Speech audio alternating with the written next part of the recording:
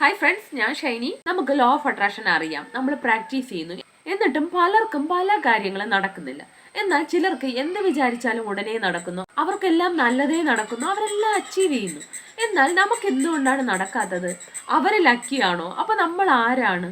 ഇങ്ങനെയുള്ള പല ക്വസ്റ്റ്യൻസും പലർക്കും ഉണ്ട്. ഇതിന്റെ സയന്റിഫിക് റീസൺ എന്താന്ന് നമുക്ക് നോക്കാം.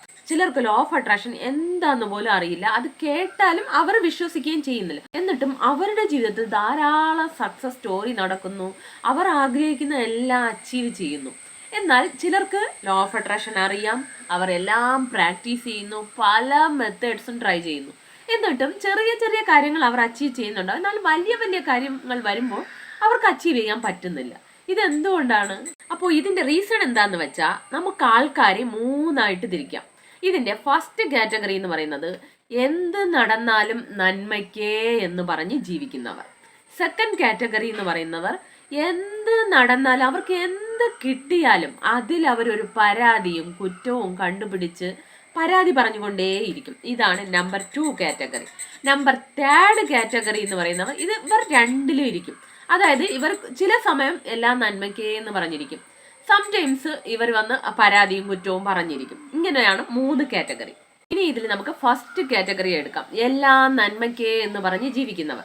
ഇവർക്ക് എന്തും മാനിഫെസ്റ്റ് ചെയ്യാൻ പറ്റും. കാരണം എന്താന്ന് വെച്ചാൽ ഇവരുടെ ജീവിതത്തിൽ എന്ത് നടന്നാലും അവർ അതിലൊരു പോസിറ്റിവിറ്റി കണ്ടുപിടിക്കാനും, അതായത് നെഗറ്റീവ് നടന്നാൽ പോലും ഇതിൽ എന്തോ പോസിറ്റീവ് എനിക്ക് വരാൻ പോകുന്നു, ഇതിൽ നിന്ന് ഞാൻ എന്തോ ലെസൺ പഠിക്കാനുണ്ട് എന്ന് പറഞ്ഞ് അതിൽ അവർ ഒരു പോസിറ്റിവിറ്റി കണ്ടുപിടിക്കും. ഇവർ നെഗറ്റീവിൽ മാത്രം ഫോക്കസ് ചെയ്യാതെ അവരുടെ പോസിറ്റിവിറ്റിയെ ഫോക്കസ് ചെയ്യുന്നത് കൊണ്ട് തന്നെ ഇവർക്ക് എന്തും മാനിഫെസ്റ്റ് ചെയ്തെടുക്കാൻ പറ്റും.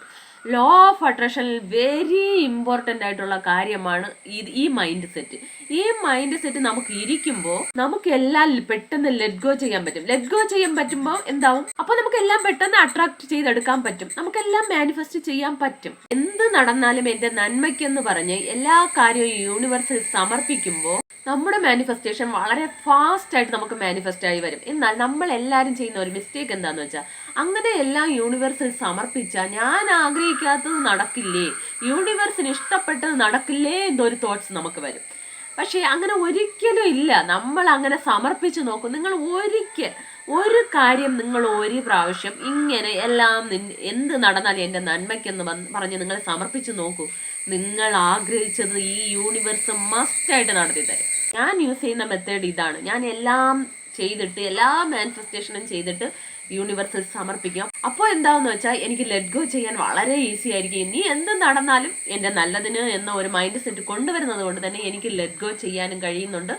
അത് മാക്സിമം എനിക്ക് സക്സസ് ആവുന്നുമുണ്ട്. സോ ഈ ഫസ്റ്റ് കാറ്റഗറി എന്ന് പറയുന്നത് അവർക്ക് എല്ലാം മാനിഫെസ്റ്റ് ചെയ്യാൻ പറ്റും. പിന്നെ ചിലർ പറയും ഞാൻ പോസിറ്റീവായിട്ട് എല്ലാം മാനിഫെസ്റ്റ് ചെയ്യുന്നു, ബട്ട് പിന്നെ എന്തുകൊണ്ട് എനിക്ക് നെഗറ്റീവ് നടക്കുന്നു എന്ന്. അതെന്തുകൊണ്ടെന്ന് വെച്ചാൽ നമ്മൾ ആ മാനിഫെസ്റ്റ് ചെയ്യുന്ന ഒരു 5 മിനിറ്റ്സ് അല്ലെങ്കിൽ കൂടിപ്പോയി ഒരു 10 മിനിറ്റ്സ് മാത്രം പോസിറ്റീവായിട്ട് ഇരിക്കുകയും അതിനുശേഷം ഫുള്ളായിട്ട് നെഗറ്റീവ് തോട്ട്സും നെഗറ്റീവ് കാര്യങ്ങളിലും ഏർപ്പെടുകയും ചെയ്യുന്നത് കൊണ്ടാണ് ഇങ്ങനെ നമുക്ക് നെഗറ്റീവായിട്ട് മാറുന്നത്. അല്ലെങ്കിൽ തന്നെ നെഗറ്റീവ് എന്തെങ്കിലും വന്നാൽ പോലും ഇത് എൻ്റെ നല്ലതിനാണ് എന്ന് നമ്മളൊരു പോസിറ്റീവ് മൈൻഡ് സെറ്റ് കൊണ്ടുവന്നാലേ തീർച്ചയായിട്ടും നിങ്ങളുടെ മാനിഫെസ്റ്റേഷൻ നടക്കും. അതിനെന്ന് പറഞ്ഞ് ഈ ഫസ്റ്റ് കാറ്റഗറിക്ക് പോസിറ്റീവ് കാര്യങ്ങൾ മാത്രമേ നടക്കൂ, പോസിറ്റീവ് സിറ്റുവേഷൻസ് മാത്രമേ ഉള്ളൂ, അങ്ങനെ ഒന്നുമില്ല. അവർക്ക് നെഗറ്റീവ് സിറ്റുവേഷൻസ് വരും. നെഗറ്റീവ് സിറ്റുവേഷൻസ് വന്നാലും അവർ അതിൽ മാത്രം ഫോക്കസ് ചെയ്തിരിക്കാതെ അവർ അതിൽ നിന്ന് വെളിയിൽ വന്ന് അതിനൊരു സൊല്യൂഷൻ തേടും. അല്ലാതെ അതിൽ മാത്രം അയ്യോ എനിക്ക് എന്തിന് നെഗറ്റീവ് വന്നു, എനിക്ക് എന്തെന്ന് ഇങ്ങനെ സങ്കടം വന്നു അതിൽ മാത്രം ഫോക്കസ് ചെയ്ത് സങ്കടപ്പെട്ട് ഇരിക്കില്ല. അതിന്റെ നെക്സ്റ്റ് സ്റ്റെപ്പ് എന്താണ്, അതിന്റെ സൊല്യൂഷൻ എന്താണെന്ന് അവർ കണ്ടുപിടിക്കും. അതിപ്പോ ഏത് കാര്യത്തിലായാലും, ഒരു ബിസിനസ് ആകട്ടെ, ഒരു ജോബ് ആയിക്കോട്ടെ, അല്ലെങ്കിൽ ഒരു മാരേജ്, പ്രഗ്നൻസി, എന്ത് കാര്യത്തിലായിക്കോട്ടെ, എന്ത് പ്രോബ്ലം വന്നാലും അതിലുള്ള ഒരു പോസിറ്റിവിറ്റി അവർ നോക്കി കാണുകയും നെക്സ്റ്റ് സ്റ്റെപ്പ് എടുക്കുകയും ചെയ്യും. അതുകൊണ്ടാണ് അവർ എല്ലാം മാനിഫെസ്റ്റ് ചെയ്തെടുക്കുന്നത്. എന്നാൽ പലരും പറയും അവർക്കെല്ലാം നല്ലത് മാത്രം നടക്കുന്നു എന്ന്. അങ്ങനെ ഇല്ല. എല്ലാവർക്കും എല്ലാവരുടെ ജീവിതത്തിലും അപ്പ് ആൻഡ് ഡൗൺസ് ഉണ്ട്. പക്ഷേ അതിൽ നിന്നെല്ലാം അവർ ഒരു പോസിറ്റിവിറ്റി കണ്ടുപിടിച്ച് അതിനൊരു സൊല്യൂഷൻ തേടി നെക്സ്റ്റ് സ്റ്റെപ്പിൽ പോകുന്നത് കൊണ്ടാണ് അവർക്കെല്ലാം മാനിഫെസ്റ്റ് ചെയ്യാൻ പറ്റുന്നത്. എല്ലാറ്റിനും സൊല്യൂഷൻസ് ഉണ്ട്. നമ്മളെ തേടാത്തത് കൊണ്ടാണ് നമുക്ക് ആ സൊല്യൂഷൻ കിട്ടാത്തത്. എത്ര വലിയ കാര്യം ആയിക്കോട്ടെ, അതിൽ നിന്ന് നമ്മൾ പുറത്ത് വരണമെന്ന് ആലോചിച്ചാൽ, അതിനു വേണ്ടി ആത്മാർത്ഥമായി ആഗ്രഹിച്ച് യൂണിവേഴ്സിനോട് ചോദിച്ചാൽ തീർച്ചയായിട്ടും അതിനുള്ള വഴിയും ഐഡിയാസും ഈ യൂണിവേഴ്സ് കൊണ്ട് തരികയും ചെയ്യും, നമുക്ക് പുറത്തു വരാൻ പറ്റുകയും ചെയ്യും. ഇനി നമ്പർ 2, എന്ത് കിട്ടിയാലും കുറ്റവും പരാതിയും സങ്കടവും പറഞ്ഞിരിക്കുന്നവർ. അവർക്ക് എന്ത് വേണമെന്ന് അവർക്ക് തന്നെ അറിയില്ല. അവർക്കിപ്പോൾ എന്ത് കിട്ടിയാലും, ഇപ്പം മേ ബി ഒരു നല്ല കാര്യം കിട്ടിയാലും അതിൽ അവർ ഒരു കുറ്റം കണ്ടുപിടിക്കും. അതായത് ഞാൻ നേരത്തെ എപ്പോഴോ കേട്ടതാണ്, കിട്ടുന്നത് ഇപ്പോഴാണ്, ഇങ്ങനെ അവർ അതിലൊരു പരാതി പറയും. അല്ലെങ്കിൽ എപ്പോഴേ കിട്ടേണ്ടതാണ്, ഇപ്പോഴാണ് കിട്ടിയത്, ഇങ്ങനെ എന്തെങ്കിലും ഒരു പരാതി അവർ പറഞ്ഞുകൊണ്ടേയിരിക്കും. ഇവർ സ്വയം പറയുന്നത് മാത്രമല്ല, ഇപ്പൊ മറ്റുള്ളവരോടായാലും ഇത് നടക്കില്ല, ഇത് കിട്ടില്ല, ഇങ്ങനെ എല്ലാ കാര്യത്തിലും ഒരു ഡീമോട്ടിവേഷൻ ആയിരിക്കും. അവരുടെ വാക്കുകൾ കൂടുതൽ ഇരിക്കുന്നത് നെഗറ്റീവ് വേർഡ്സ് ആയിരിക്കും. അതുകൊണ്ട് തന്നെ ഇവർ വിചാരിക്കുന്ന പല കാര്യങ്ങളും നടക്കില്ല. ഇപ്പോൾ ഇവർ പോസിറ്റീവ് കാര്യങ്ങൾ മാനിഫെസ്റ്റ് ചെയ്താലും ഇവരെന്ത് ചെയ്യുന്നു വെച്ചാൽ എപ്പോഴും നെഗറ്റീവ് കാര്യങ്ങളും പറഞ്ഞ്, അല്ലെങ്കിൽ പണ്ട് നടന്ന പല കാര്യങ്ങളും ചിന്തിച്ച് അതിനെ എല്ലാവരോടും ഇങ്ങനെ പറഞ്ഞ് നടക്കുമ്പോൾ ഇവർ മാനിഫെസ്റ്റ് ചെയ്യുന്ന പോസിറ്റീവ് കാര്യം പോലും ഇവർക്ക് കിട്ടാതെ പോകും.